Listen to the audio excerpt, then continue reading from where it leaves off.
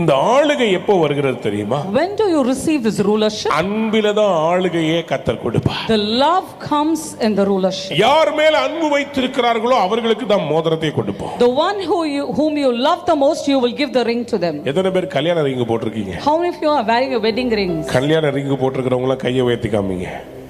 எதுக்காக கல்யாண ring போட்டுருக்கீங்க? Why do you wear a wedding ring? ஏனென்றால் இது ஒரு உடன்படிக்கையை காண்பிக்கிறது. Because it denotes a covenant. கணவனுக்கும் மனைவிக்கு இருக்கிற தொடர்பை காண்பிக்கிறது. It shows the connection and the relationship between the husband and the wife. இந்த மோதிரம் ஒரு அன்பின் சின்னமாக இருக்கிறது. This is a symbol of love. ஏன் இந்த மோதிர விரல்ல இந்த மோதிரத்தை போடுறாங்க தெரியுமா? You know why you put the ring in the ring finger? தெரியுமா? எல்லாம் உங்களுடைய கையை இப்படி வைங்க பாப்போம். So all of you keep your hands like this. Okay, உங்களுடைய இந்த தம்பு தமிழ் என்ன சொல்லுவாங்க? பெருவிரல். பெருவிரல், கட்ட விரல் ரெண்டையும் பிரிச்சு காமிங்க. Just பிரிக்க முடியுதா? both your thumb. பிரிச்சிட்டு திருப்பி ஒண்ணா சேர்க்க முடியுதா? Very good. ஆள்காட்டி விரலை பிரிச்சிட்டு திருப்பி வைங்க. The pointer finger. ஓகே, திருப்பி வச்சிட்டீங்க. அடுத்த விரலை பிரிச்சிட்டு வைங்க. The middle finger. ரைட். சுண்டு விரலை பிரிச்சிட்டு வைங்க. The tiny one. இப்போ நாலாவது விரலை பிரிங்க பாப்போம். மற்ற எல்லா விரலையும் நீங்க இப்படி க்ளோஸ் பண்ணிட்டு இப்படி பிரிச்சு பார்த்தீங்கன்னா எல்லா விரலும் பிரியும். ஆனா இப்படி இணைக்கப்பட்ட கணவன் மனைவியை பிரிப்பது நல்லதே கிடையாது. See, the connected husband and wife, it is not good to separate them. அதனால தாங்க இந்த விரல்ல மோதிரத்தை போடுறாங்க. That's why they put ring in this finger. மோதிரம் ஒரு அன்பின் சின்னமாக இருக்கிறது. The signet ring is a symbol of love. இன்னைக்கு கர்த்தர் சில பேருக்கு அன்பின் மோதிரத்தை போட போறார். Today God wants to put that ring of love to certain people. இழந்து போன ஆளுகையை திருப்பி தர போகிறார். God wants to restore and give back the rulership and authority which you lost. லூக்கா 15ஆம் அதிகாரம் 22ஆம் வசனத்தை வாசித்து பாருங்க. When you read Luke 15:22 verse, கெட்ட குமாரன் ஒருவன் இருந்தான். the prodigal son was there. அவன் தகப்பன் வீட்டை விட்டு போனான். He left his father's house. ஆஸ்திகளை அழித்தான். And he wasted all his inheritance. எல்லாம் பணத்தையும் அழித்தான். He wasted all his money. பன்றியினுடைய உணவை சாப்பிட்டான். And he was eating the pig's feed. புத்தி தெளிந்தபோது வீட்டுக்கு வர தீர்மானித்தான். As he was clear and he had clarity, he wanted to come back home. திரும்பி வந்தபோது அப்பா ஓடி வந்தார். Once again when he came home, his father ஆற ran. தழுவினார். He just hugged him and kissed him. முதலாவதாக அவர் செய்த காரியம் என்ன? The first thing that father did was தன்னுடைய வேலைக்காரரை நோக்கி சொன்னார். he looked at his servants and said, நீங்கள் உயர்ந்த வஸ்திரத்தை கொண்டு வந்து இவனுக்கு உடுத்தி get all the grand rich dresses and adorn him. நான் உங்களுக்கு ஒரு ரகசியம் சொல்லட்டும். Can you tell me, can I tell இந்த you? சபைதான் ஆண்டவருடைய வேலைக்காரர்கள். The church is the servants of God. சபையில் இருக்கிறவங்களுடைய வேலை என்ன தெரியுமா? You know what is the job of the servants of God? உங்களுக்கு எல்லாம் Dress மாத்தணும். We need to change all your garments now. கரைப்பட்ட உங்களுடைய வஸ்திரங்களை எடுத்து வெண் வஸ்திரங்களை உங்களுக்கு தருவிக்கிறது தான் ஊழியக்காரருடைய வேலை. You need to take away the stained garments and wear white linen garments. That is the job of the servants of God. எஜமானம் நம்முடைய பிதா சொல்லுகிறார். Master, our Father God, he says, இந்த பிள்ளை திருப்பி வந்துருச்சு. this child has come back again. இந்த பிள்ளைக்கு first Dress மாத்து. Firstly, you change the garments. அந்த Dressக்கு பேர் ரட்சிப்பின் வஸ்திரம். Those garments names are the garments of salvation. நம்முடைய பாவம் அழுக்கான கந்தையா இருக்கிறது. Because all our sin is like a rag. என்றைக்கு இயேசுவின் இரத்தத்திலே தோய்த்து எடுக்கிறோமோ, The day we are washed and cleansed by the blood of Jesus, கர்த்தர் நமக்கு ரட்சிப்பின் வஸ்திரத்தை கொடுப்பார். God adorns us with a garment of துதியின் salvation. ஆடையை கொடுப்பார். And he gives us the garment of praise. ஆடையை மாத்திரம்னா அடுத்து என்ன செய்யணும்? After you change your garments, what you are supposed to do? இரண்டாவது தகப்பன் இப்படியாக சொல்ற, அவனுக்கு மோதிரத்தை போட்டு விடு. Secondly, the father says you put a ring for him. இவன் கைக்கு மோதிரத்தையும் கால்களுக்கு பாதரட்சைகளையும் கொடுங்க. He says put the ring in his finger and the sandals for his legs. எதுக்கு கையில மோதிரம் போடணும்? Why you need to put a ring in the finger? அவன் என்னை விட்டு போனபடியால் ஆளுகையை இழந்து விட்டான், திரும்பி வந்து விட்டான். அவன் இழந்ததை நான் திருப்பி தருகிறேன். Because when he left me, he lost his authority, so he has come back, so I want to give the authority back to him. எத்தனை பேருக்கு இன்னைக்கு அது வேணும்? How many of you want to receive it? மறுபடியும் வேணும்ன்றவங்க பெரிய ஒரு அல்லேலூயா சொல்லுங்க. Hallelujah. இழந்ததை கர்த்தர் திருப்பி தர போகிறார். Whatever you have lost, God wants to restore it back to you. உன்னத பாட்டு 8ஆம் அதிகாரம் Song of Solomon, 6ஆம் chapter 8. வசனத்திலே, When you read the 6th verse, உன்னத பாட்டு 8:6 சொல்கிறது, நீர் என்னை உமது இருதயத்தின் மேல் முத்திரையைப் போலவும் உமது இருதயத்தின் மேல் முத்திரையைப் போலவும் உமது புயத்தின் மேல் முத்திரையைப் போலவும் வைத்துக் உங்க கொள்ளும். கரம் புயம் இருக்குதுல்ல, உங்க ஆர்ம்ஸ் அது மேல முத்திரையைப் போலவும் வைத்துக் முத்திரையைப் கொள்ளும். போலவும் வைத்துக் கொள்ளும். நேசம் மரணத்தைப் போல் வலிது. ஏனென்றால் நேசம் மரணத்தைப் போல வலியது. நேச வைராக்கியம் பாதாளத்தைப் போல் நேச கொடிதாயிருக்கிறது. வைராக்கியம் பாதாளத்தைப் போல கொடியதாக இருக்கிறது. அதன் தழல் அக்கினி தழலும் தழல் அக்கினி தழலும் அதன் ஜுவாலை கடும் ஜுவாலையுமாய் இருக்கிறது. நேச வைராக்கியத்தின் அக்னி ஆழமானது. Place me like a seal over your heart, like a seal on your arm, for love is as strong as death.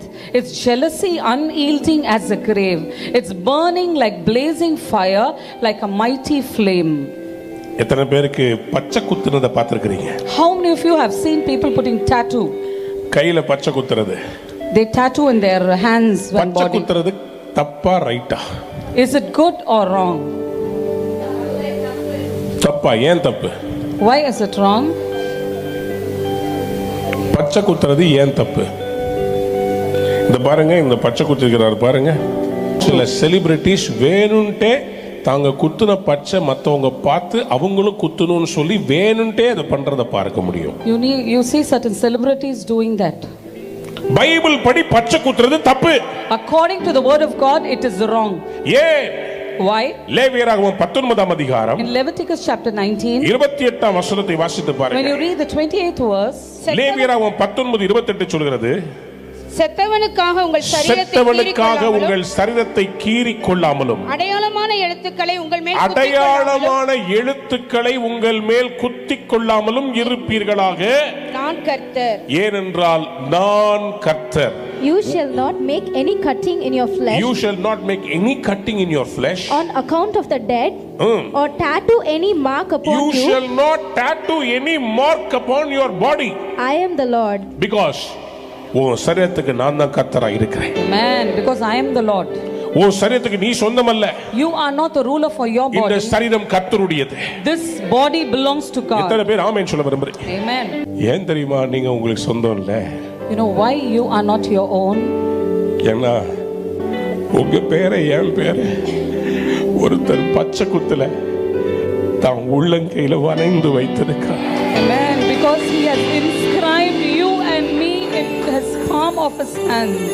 நம்ம இந்த உலகத்துல இருக்கக்கூடிய பெயரை நம்ம சரீரத்துல டாட்டூவா போடுறதை விட நமக்காக சிலுவையில தன் கையிலேயே பெயரை எழுதி ஆணியில எழுதின அந்த இயேசுக்காக வாழ்றது எவ்வளவு சந்தோஷமா. Man, it's better and best to live for Jesus who has written our names in his palms and hands. எத்தனை பேர் அதுக்காக நன்றி செலுத்த போறீங்க? கைகளை உயர்த்தி ஒரு ஆமென் சொல்லுங்க. How many of you want to thank for that?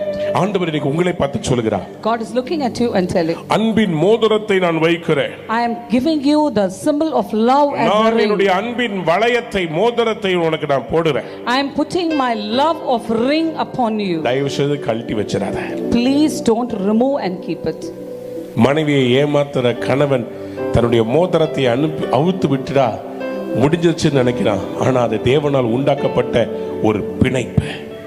If the husband he removes his wedding ring and cheats his wife, he thinks he can do whatever, but that is a relationship which God has given him. மனைவிக்கு துரோகம் பண்ணாதீர்கள். Please don't. கணவனுக்கு துரோகம் பண்ணாதீங்க. Please don't cheat your husband. விபச்சாரம் பாவம். Prostitution is a sin. 10 கற்பனைகள்ல கர்த்தர் ஒரு கற்பனையாய் தெளிவா எழுதி வச்சார். In 10 commandments, God has written it as clearly. நம்முடைய இந்திய தேசத்திலே இன்றைக்கு அதெல்லாம் பிரிட்டிஷ்காரர்கள் கொண்டு வந்த சட்டம் என்று அதை ரத்து பண்ணுகிறார்கள். But they have cancelled all those laws. They are saying that the British people have brought those laws. குடும்பத்தின் கட்டமைப்பை உடைப்பதற்கு தேசம் என்னெல்லாம் தலைவரித்து See, ஆடிக்கொண்டிருக்கிறது. what are the things our nation is doing to break the institution as a family? பிரிட்டிஷ்காரன் கொண்டு வந்ததுனால சட்டத்தை ரத்து பண்ணாதீங்க. கடவுள் குடும்பம் என்கிற கட்டமைப்புக்கு விபச்சாரம் தேவையில்லை, ஆணோடு ஆண் சேரக்கூடாது என்று பாதுகாப்புக்காக போட்ட வளையத்தை தொடர எவனையும் கர்த்தர் சும்மா விட மாட்டார். God will not leave simply when people touch the institution as a family, and he has kept away the family from prostitution and gay marriage. தேசமே பயப்படு. O தேசமே பயப்படு. நீ செய்கிற இந்த தீங்கு நிமித்தம் ஜனங்கள் மேல் வரவிருக்கிற சாபத்தையும் அழிவையும் சந்திப்பதற்கு பயப்படு.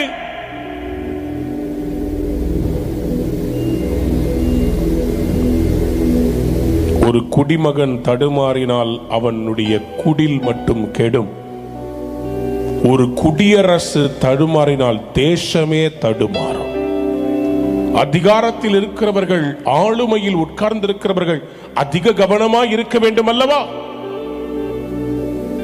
நாம் எடுக்கிற முடிவு ஒரு தேசத்தின் தலையெழுத்தை ஆசீர்வாதத்திலிருந்து சாபமாய் மாற்ற முடியும். India, realize this. Don't compromise the values of godliness.